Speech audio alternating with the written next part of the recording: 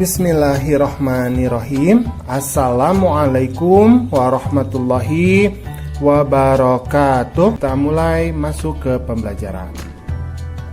Allah memberikan kedudukan yang mulia kepada Nabi Yusuf alaihi salam. Nabi Yusuf diberikan oleh Allah suatu ilmu berupa tafsir mimpi. Nah, Nabi Yusuf ini adalah putra dari Nabi juga, namanya adalah Nabi Yakub. Nah, Nabi Yusuf mempunyai adik kandung. Nama adiknya adalah Bunyamin dan 10 saudara tetapi berbeda ibu ya. Nah, ayah Nabi Yusuf itu sangat dekat dengan Nabi Yusuf karena ibu Nabi Yusuf yang bernama Rahel ini meninggal dunia saat Nabi Yusuf berusia 2 tahun. Kedekatan Yusuf dengan ayahnya kemudian menimbulkan rasa cemburu dari 10 saudaranya yang lain yang tidak seibu. Mereka mulai tidak menyukai Yusuf, apalagi melihat bahwa wajah Nabi Yusuf itu ternyata lebih tampan. Suatu hari, Nabi Yusuf ini bermimpi. Beliau melihat 11 bintang, matahari dan bulan. Semuanya bersujud kepadanya. Nah, kemudian Yusuf kecil itu menceritakan mimpinya kepada ayahnya. Maka ayahnya berkata, "Wahai anakku, jangan kamu ceritakan mimpimu itu kepada saudara-saudaramu, supaya mereka tidak tergoda oleh setan, kemudian mencelakakanmu." Nah, melalui mimpi itu, ayahnya Nabi Yusuf itu mempunyai firasat bahwa Nabi Yusuf nantinya akan mendapatkan kedudukan yang tinggi, baik itu di dunia ataupun di akhirat. Saudara-saudara Nabi Yusuf menghadap kepada Nabi Yakub. Mereka kemudian meminta izin dan mengajak Nabi Yusuf untuk bermain-main di hutan. Sang ayah berkata, "Janganlah kamu mengajak Yusuf ke hutan, nanti ada serigala, dia masih kecil." Namun, akhirnya mereka berhasil membujuk ayahnya. Saudara-saudara Nabi Yusuf itu sebenarnya merencanakan untuk membunuh Nabi Yusuf. Nah, salah satu kakaknya berpendapat agar jangan membunuh Nabi Yusuf tetapi membuangnya saja ke dalam sumur. Nah, kemudian Yusuf kecil dibawa ke hutan. Mereka mendekati sumur tempat para pedagang sering mampir mengambil air. Mereka pun kemudian membuang Nabi Yusuf kecil ke dalam sumur. Saudara-saudara Nabi Yusuf itu kemudian pulang. Kemudian mereka berbohong kepada ayahnya. "Wahai ayah," kata mereka sambil menunjukkan wajah yang sedih, "kami tadi sedang bermain dan berlomba, tetapi kami tinggalkan Yusuf di dekat barang-barang kami. Wah, tiba-tiba dia dimakan serigala." Nah, mereka pun kemudian menunjukkan bekas baju Nabi Yusuf yang berlumuran darah. Padahal itu adalah darah kambing. Nah, kemudian ayahnya berkata, "Sebenarnya hanya dirimu sendirilah yang memandang baik urusan yang buruk itu. Hanya bersabar adalah yang terbaik bagiku." Jadi Nabi Yakub sebetulnya sudah tahu tentang kebohongan yang mereka katakan kepadanya. Nah, Nabi Yusuf kecil yang di dalam sumur itu dia sedih ya, menangis.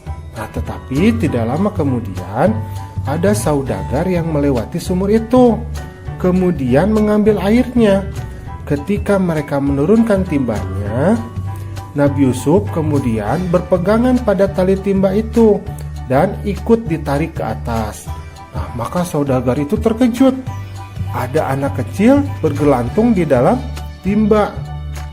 Kata salah satu dari saudagar itu berkata, "Ini ada seorang anak yang bisa kita bawa, kemudian kita jual sebagai barang dagangan." Kemudian sesampainya di pasar, Nabi Yusuf pun kemudian dijual. Nah, ternyata yang membelinya itu adalah seorang penguasa di negeri itu. Sang pembeli kemudian meminta kepada istrinya yang bernama Zulaikha agar memperlakukan Nabi Yusuf dengan baik. Nah, waktu pun berjalan terus, lambat laun Nabi Yusuf pun menjadi pemuda yang sangat cerdas. Pada suatu hari, raja di negeri tersebut bermimpi. Dia melihat ada 7 ekor sapi betina yang gemuk dimakan oleh 7 ekor sapi betina yang kurus. Kemudian ada 7 tangkai gandum yang hijau dan 7 tangkai gandum lainnya yang kering. Raja bingung ada apa dengan mimpinya itu. Maka dia kemudian mengumpulkan para penasehatnya untuk menjelaskan apa di balik makna mimpinya itu. Namun tidak ada seorang pun di antara mereka yang mampu menjelaskan makna mimpi itu. Nah, ternyata ada seorang pelayan yang mendengar tentang mimpi raja tersebut. Maka dia pun berkata, "Baginda, saya memiliki informasi bahwa ada orang yang pandai menjelaskan mimpi." Mendengar hal tersebut, raja menjadi bergembira. "Ayo, utus dia kepadaku." Maka kemudian pelayan itu meminta Nabi Yusuf untuk datang ke istana untuk menafsirkan mimpi sang raja. Ketika Nabi Yusuf telah datang di istana, telah tiba di istana, maka Nabi Yusuf pun menjelaskan kepada sang raja, "Wahai raja, hendaklah kalian bercocok tanam 7 tahun berturut-turut. Nah, kemudian ketika kalian panen, hendaklah menyimpan makanan dengan cara membiarkan tangkainya kecuali sedikit untuk dimakan. Sebab setelah 7 tahun itu akan datang 7 tahun kemudian masa yang sangat sulit, kemarau yang sangat panjang. Pada masa sulit tersebut, kalian akan menghabiskan simpanan makanan sebelumnya yang sudah dipersiapkan selama 7 tahun. Nah, setelah itu akan datang tahun di mana manusia diberi hujan dengan cukup dan mereka pun dapat memeras anggurnya." Nah, raja tertegun dengan penjelasan Yusuf yang masuk akal. Kemudian raja pun mengangkat Nabi Yusuf sebagai pejabat negara urusan pangan. Maka mulailah Nabi Yusuf menjadi seorang pejabat keuangan. Datanglah masa sulit sebagaimana mimpi yang ditafsirkan oleh Nabi Yusuf. Maka orang-orang mulai memburu bahan makanan. Mereka berduyun-duyun datang ke gudang makanan yang disediakan kerajaan. Nah, ternyata tampak di antara mereka itu adalah saudara-saudara Nabi Yusuf. Nah, Yusuf dapat mengenali mereka, sedangkan mereka sudah tidak mampu lagi mengenali Nabi Yusuf. Mereka mengira Nabi Yusuf itu sudah lama meninggal dunia. Saat itu kemudian Nabi Yusuf mendekati mereka dan bertanya tentang asal-usul daerah dan keluarga mereka. Mereka pun menjelaskan semuanya. Yusuf kemudian bertanya, "Kenapa saudara kalian yang kecil yang bernama Bunyamin itu tidak dibawa ke sini? Nah, besok bawalah dia ke sini. Kalau kalian tidak membawanya, kalian tidak akan mendapatkan bahan makanan seperti hari ini."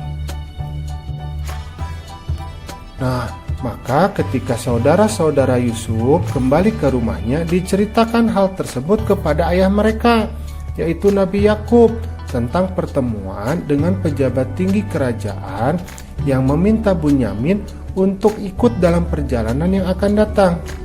Maka tentu saja ayah mereka sangat khawatir karena takut kejadian yang pernah menimpa Nabi Yusuf itu terulang kembali. Namun karena persoalan makanan yang sangat penting, akhirnya Nabi Yakub pun mengalah. Bunyamin kecil diizinkan untuk ikut. Para putra Nabi Yakub kini kembali datang ke kerajaan dengan membawa Bunyamin.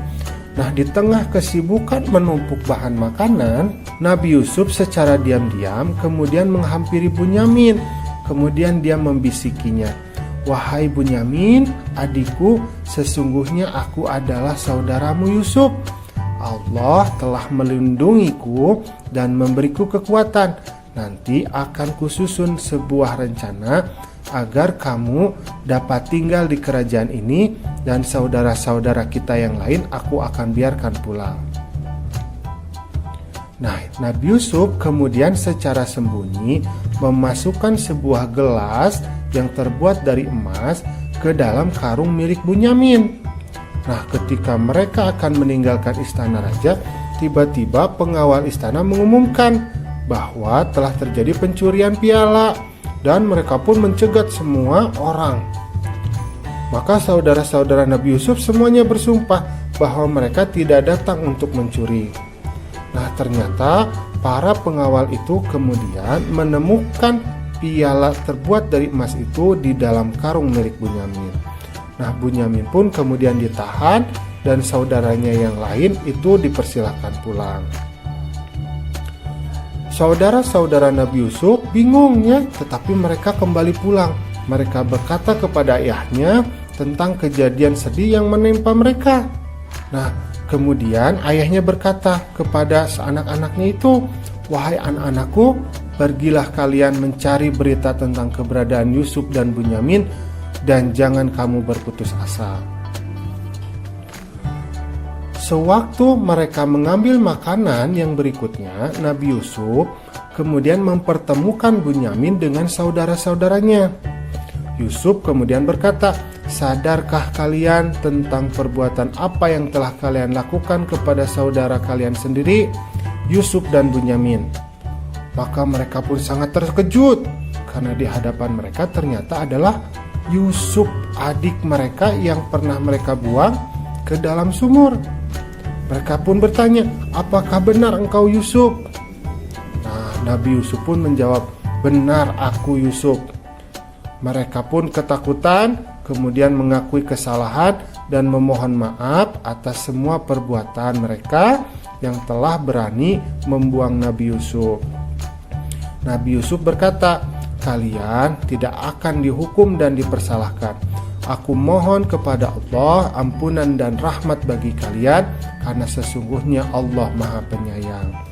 Setelah menanyakan keadaan ayahnya, Nabi Yusuf pun kemudian mengirimkan jubahnya supaya diusapkan ke wajah ayahnya, sembari meminta agar ayahnya segera diajak menuju istana. Nah, sebelum sampai ke rumah, ayah mereka berkata bahwa sesungguhnya aku telah mencium keberadaan Yusuf yang masih hidup. Maka benarlah ketika mereka tiba, jubah Yusuf itu kemudian diusapkan ke wajah ayahnya, dan muncullah kegembiraan di hati ayah mereka. Penglihatan ayahnya pun dengan izin Allah telah pulih kembali.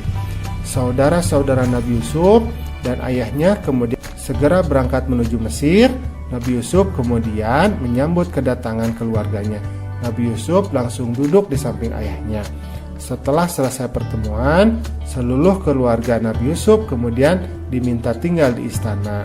Nabi Yusuf mengatakan, "Inilah mimpiku sewaktu masih kecil dulu, melihat 11 bintang, matahari, dan bulan bersujud kepadaku. Allah Subhanahu wa Ta'ala mewujudkannya dengan banyak kebaikan kepadaku dan membebaskanku dari penjara serta mempertemukan kita kembali." Nah, alhamdulillah pembelajaran kita hari ini sudah selesai ya. Ingat ya, contohlah selalu Nabi Yusuf yang tidak pernah memendam rasa dendam walaupun sudah disakiti. Assalamualaikum.